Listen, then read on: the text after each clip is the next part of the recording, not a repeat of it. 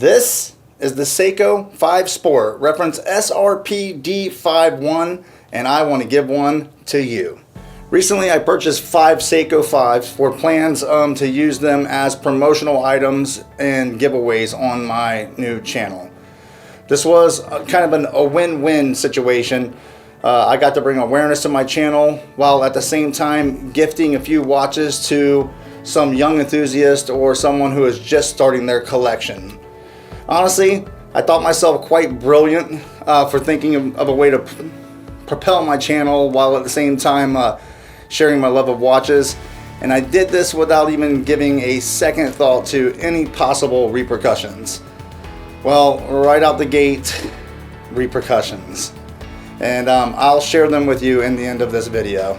So here it is, the Seiko 5, the good, the bad, and the ugly. If you watched my unboxing a few days ago, then you got an honest, like a true honest, unscripted impression right out of the box of my thoughts on the Seiko 5. So I'm gonna start there.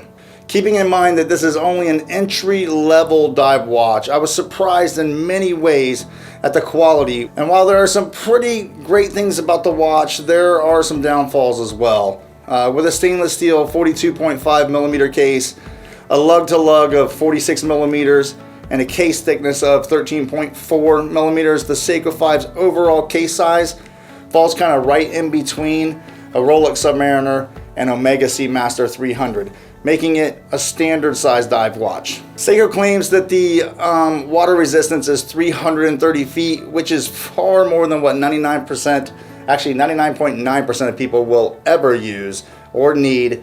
But with that said, there is no screw down crown on these watches, so I myself would not even wear these in a swimming pool. I will say the whole watch would have looked a little bit more upscale if Seiko had used a signed crown, and honestly, there's no reason not to have, as I am sure Seiko lovers would have been happy to pay the $2 that it would have cost to do so. The crystal is Seiko's Hardlex. It's a crystal which Seiko developed in the 1970s. It's their own version of a mineral crystal. Underneath the crystal is honestly a pretty nice looking dial, and to my surprise contains applied hour markers and logo, not printed like I would have expected in this category. Honestly, the bezel was one of the things that surprised me the most on this watch. As to my surprise, it was smooth, really smooth. It does have a bit of a friction while rotating, but at the same time does so very smoothly in a way that I would expect on a watch of a much higher caliber. And speaking of the caliber, this is the one place that I'm a bit at odds, because I really want to be harsh on the Seiko 4R36. Seiko presents the movement by way of an exhibition case back, and to be honest, while I think the young enthusiasts who have only recently found a love for horology may find this to be a cool feature to look at, I personally do not think that the movement is attractive enough to be on display. The 4R36 boasts the 24 jewel movement that beats at 21,600 vibrations per hour. Seiko claims the movement has a power reserve of 41 hours. The internet has some opinions that differ, but does it really matter? If you're wearing this thing daily, it's kind of irrelevant. But what is relevant is the accuracy. Seiko's website does not include the info on the 4R36, at least not that I could find. But Caliber Corner says that it's plus 45 to minus 35 seconds per day movement, meaning you will find yourself resetting the time on the regular. One feature that's getting a lot of love from Seiko enthusiasts is the drilled holes on the outside of the lugs, making changing straps a breeze. And to be honest, changing straps for me would be a must, because the bracelet leaves a lot to be desired. And don't even get me started on the folding clasp, because in my opinion, it's the worst part of the watch. Although I will say again that when I take into account the cost to acquire this timepiece, the above statement seems a bit silly. So as I stated in the beginning of this video, who do I think this watch is for? Well, I'm sure I'm going to get some hate for this, but I would say that I believe this watch is perfect for the young enthusiasts who find that they like the way it feels wearing a good looking watch, but are not ready yet to level up and make a purchase that is maybe at the top or maybe out of their budget.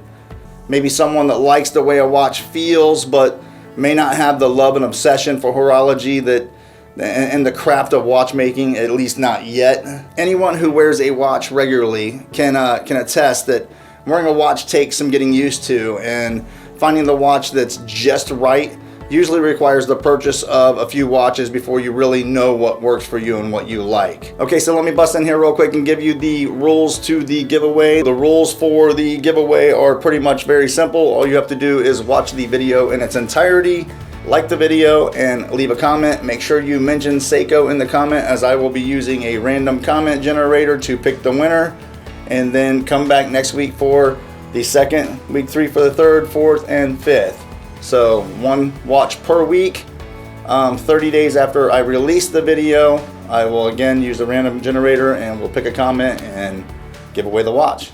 I started this venture giving away 5 Seiko watches because I thought it would be a cool way to promote my channel while at the same time starting someone on the journey of collecting watches. But it was not long, and by long I mean like literally like a day, started receiving responses from the Seiko crowd that they had subscribed and could not wait for more Seiko content. And there you have it, the crossroads. I was getting people commenting, liking my videos, which is what I wanted all along, and at the same time feeling like I had somehow misrepresented myself. I started this channel and named it Blue Collar Lux because I felt that there was a void on YouTube for blue collar people who through hard work had found themselves in a place where they could finally afford that entry level luxury watch, and they're looking for help making to them what is a massive decision. A channel where someone isn't yelling at you that your watch is trash because it's not a $50,000 day date or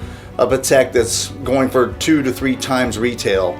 I mean, don't get me wrong, I aspire to one day own those watches as well, but I still think there's something cool about purchasing a Ball or a Christopher Ward or a Longines, an Oris, or maybe even, you know, raising the bar a little bit and picking up an Omega. This is the community I'm looking to build, and if this isn't your thing, I fully understand, and by all means, please comment, like the video for a chance to win. Matter of fact, come back for the next 4 videos because I'll be giving 1 away per week for the next 5 weeks. But I would ask that you only subscribe if you feel like this is a community that you would like to be a part of. I want to thank you for watching and being a part of what I'm doing. It's truly something that I am grateful for. Don't forget to comment below, like the video. Make sure you mention Seiko in the comment because I'll be using a comment generator to pick a random winner. And thanks for watching. I'll see you on the next one.